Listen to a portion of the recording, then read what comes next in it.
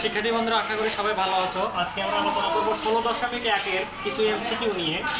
এখন দেখো 1 নম্বর প্রশ্ন, একটি সমবাহু ত্রিভুজের বাহুর দৈর্ঘ্য 2√2 দেওয়া আছে, ক্ষেত্রফল কত?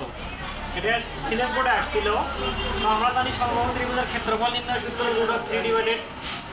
√3/4 স্কয়ার। তাহলে দেখো এখানে আমরা শুধু দৈর্ঘ্যের মানটা আমরা এখানে বসে দিছি, দেওয়ার পরে স্কয়ারটা আলাদা করে দেবো, এখানে স্কয়ারটা আলাদা করে দেবো।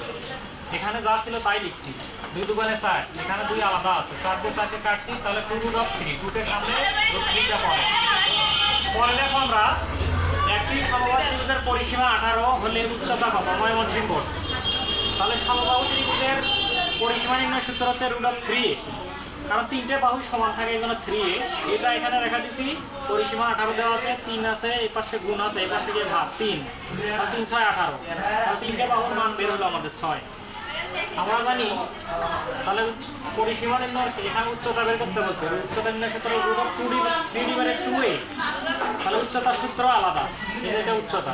তাহলে a এর মানটা আমরা 6 পাইছি, কারণ 3 দুগুণে 6, তাহলে 3 আছে 3, √3 আছে √3। তারপর 3 নম্বর প্রশ্ন আছে এখানে, একটি সমবাহু ত্রিভুজের উচ্চতা 2√3 হলে দৈর্ঘ্য কত? ময়মনসিংহ বোর্ড। তাহলে আমরা জানি দৈর্ঘ্য নির্ণয় সূত্র। তাহলে দেখো উচ্চতা আছে, উচ্চতা √3/2a।